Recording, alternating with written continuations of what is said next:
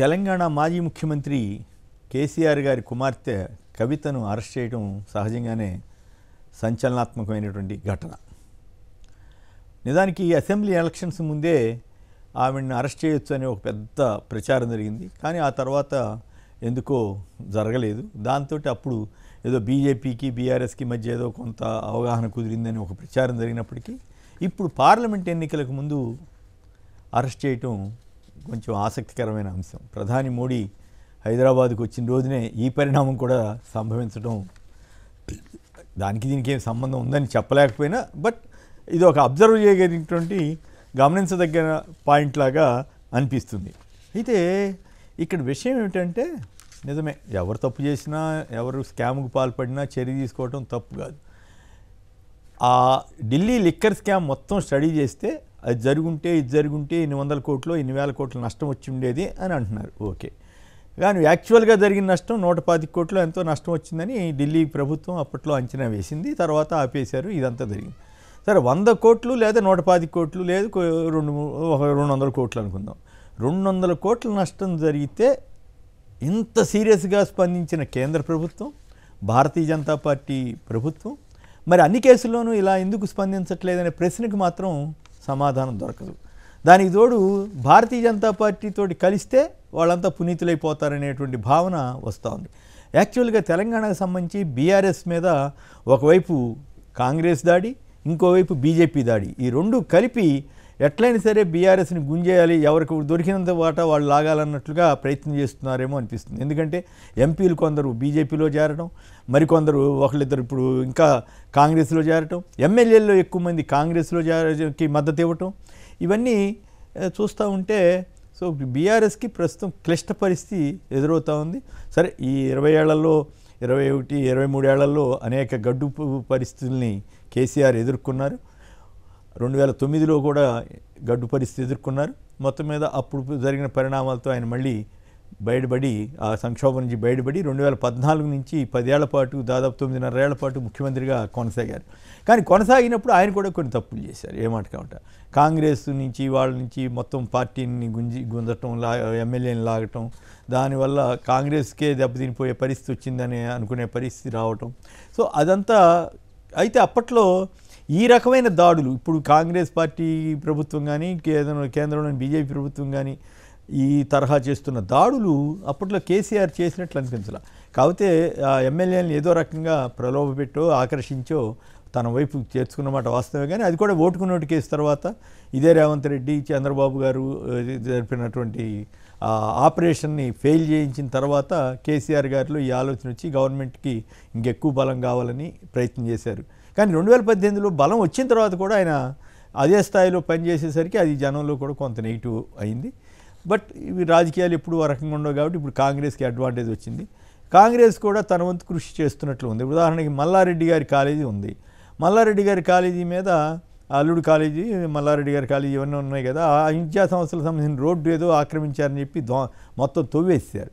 జనరల్గా నోటీస్ ఇచ్చి మరి జనానికి ఇబ్బంది కలుగుతుంది కదా, స్టూడెంట్స్కి, వాటిని కూడా దృష్టిలో పెట్టుకుని చేయాలి కదా. ఇదే ఏపీలో జరిగితే అక్కడ ఇట్లా ఏపీలో కనుక ఆక్రమించారు మాకు స్వాధీనం చేయండి అంటే కోర్టుకి వెళ్తున్నారు, స్టేలు తెచ్చుకుంటున్నారు, లేదంటే విధ్వంసాన్ని ప్రచారం చేస్తున్నారు. ఇదే తెలుగుదేశం, ఇదే కాంగ్రెస్, వీళ్ళందరూ కూడా బీజేపీతో సహా.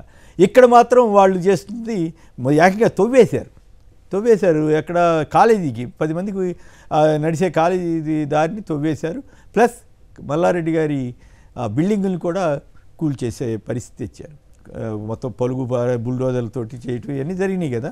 ఆ వెంటనే ఆయన అంతకుముందు ఎంపీగా పోటీ చేస్తానన్న ఆయన బీఆర్ఎస్ తరఫున అసలు మా కుటుంబం నుంచి ఎవరం పోటీ చేయము, మా కొడుకు పోటీ చేయడం, ఎవరం పోటీ చేయడం అని చెప్పేశాడు.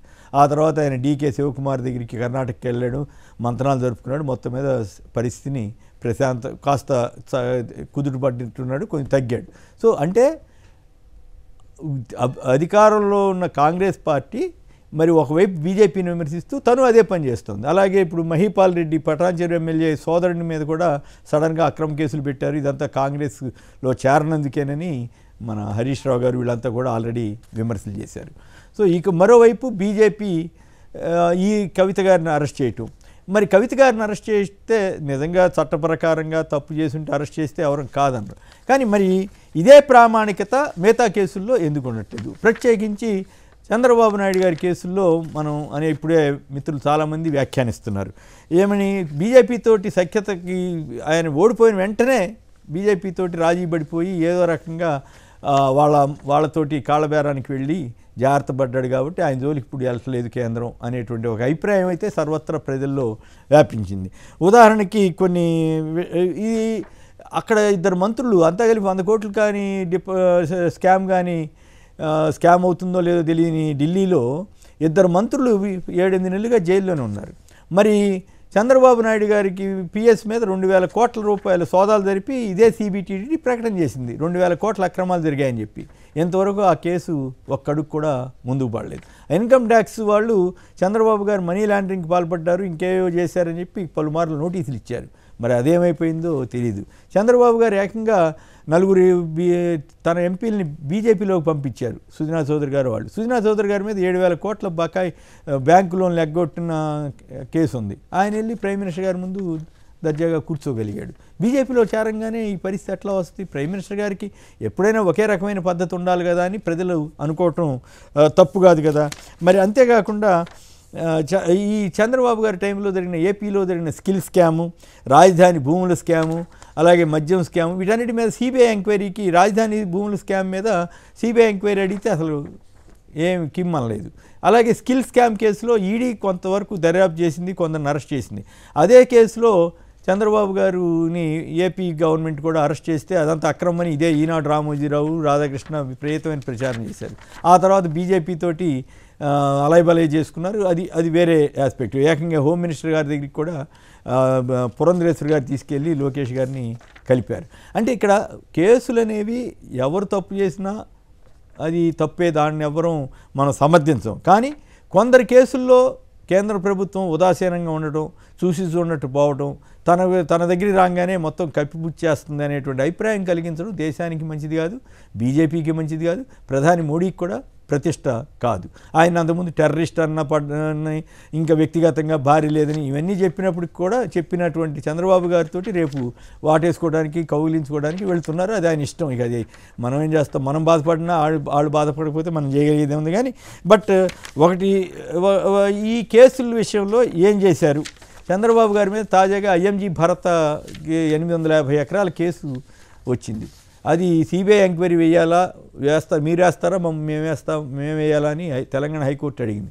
మరి రేవంత్ రెడ్డి గారు ఎలా స్పందిస్తారో అనేది ఇప్పుడే చెప్పజాలం. బట్ ఆయనైతే చంద్రబాబు గారికి ఇబ్బంది కలిగించే ఏ పని చేయరనేది జనరల్గా ఉన్న అభిప్రాయం. సో ఇలా చంద్రబాబు గారు తెలివిగా అటు కాంగ్రెస్ని ఇటు బీజేపీని రెండుని మేనేజ్ చేసుకుని, అలాగే న్యాయ వ్యవస్థలో తనకున్న పట్టుని నిలబెట్టుకుంటూ ఎక్కడ ఇబ్బంది లేకుండా బయటపడుతున్నాడు.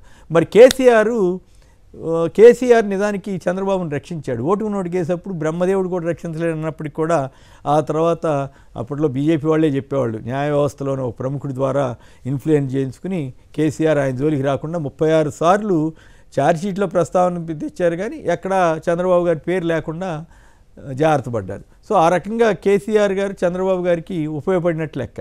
మరి ఇప్పుడు చంద్రబాబు గారు ఇంటర్న్ చేస్తారా లేదా అనేది వేరే విషయం. కానీ బట్ ఒకటి మాత్రం వాస్తవం, కేసీఆర్ గారు కనుక బీజేపీతో పొత్తు పెట్టుకుని లేదా కాస్త స్నేహపూర్వకంగా ఉన్నట్లయితే ఆయన స్ట్రాటజిక్ మిస్టేక్ చేశాడు. అనవసరంగా తెలంగాణ రాష్ట్ర సమితిని భారత రాష్ట్ర సమితి అనటం, మహారాష్ట్రలో ఏదో చేస్తానని వెళ్ళటం, అలాగే బీజేపీ మోడీ గారి మీద విమర్శలు చేయటం, మోడీ గారికి ఆహ్వానం పలకపోవటం, గవర్నర్ తోటి తగాదా, ఇలాంటివి కొన్ని స్ట్రాటజిక్ మిస్టేక్స్ ఆయన చేశాడు. దాని ఫలితంగానే ఇప్పుడు బీజేపీ మరింత అగ్రెసివ్గా వెళుతోందా అనేటువంటి అభిప్రాయం కూడా కలుగుతోంది. ఏదేమైనా ఒకటి మాత్రం వాస్తవం, కేసులు ఎవరి మీదైనా వాస్తవంగా అభియోగాలు ఉంటే పెట్టడం తప్పు కాదు. కానీ బట్ కొందరి విషయంలో ఒక రకమైన ప్రమాణం, కొందరి విషయంలో ఇంకో రకమైన ప్రమాణం పాటించడం ఈడీ అయినా సిబిఐ అయినా కేంద్ర ప్రభుత్వం అయినా అది పద్ధతి కాదు. మహారాష్ట్రలో అశోక్ చవాన్ మీద ఆదర్శ అపార్ట్మెంట్లు కుంభకోణం వచ్చినప్పుడు పెద్ద ఎత్తున గందరగోళం చేసిన బీజేపీ ఇప్పుడు ఆయన బీజేపీలో చేరంగానే ఏకంగా రాజ్యసభ ఇచ్చింది. ఇలా అట్లాగే అస్సాంలో ఏకంగా అప్పట్లో విమర్శ చేసినటువంటి ఆయన్ని బీజేపీలో చేసుకుని ముఖ్యమంత్రిని చేశారు. సో ఇట్లాంటివి కొన్ని దేశానికి మంచి సంకేతాలు ఏవో, ప్రజాస్వామ్యంలో ఇవన్నీ కూడా మంచి ఉద్దేశాలుగా కనపడు, ప్రజలకి తప్పుడు సంకేతాలు పంపుతాయి. బట్ ఓవరాల్గా చూస్తే భారతీయ జనతా పార్టీ కానీ కాంగ్రెస్ కానీ తెలంగాణలో బీఆర్ఎస్ని బాగా దెబ్బతీయటానికి క్యాండిడేట్ లేకుండా చేసే పరిస్థితి తీసుకెళ్లాలని ప్రయత్నం చేస్తున్నట్లుగా ఉంది. బీఆర్ఎస్ అధినేత కేసీఆర్ వీటిని ఎట్లా ఎదుర్కొంటాడు, మళ్ళీ రైజ్ అవుతాడా లేదా అనేది కాలమే చెబుతుంది. పార్లమెంట్ ఎలక్షన్లు కూడా దానికి ఒక కొలమానంగా ఉంటాయి. బట్ ఇప్పటికైతే చాలామంది దాంట్లోంచి తప్పించుకుని అటు కాంగ్రెస్ రేవంత్ రెడ్డి దగ్గరికి, ఇటు బీజేపీ వాళ్ళ దగ్గరికి వెళ్తున్న తీరు కాస్త బీఆర్ఎస్కి ఇబ్బంది కలిగించేదే అని చెప్పాలి.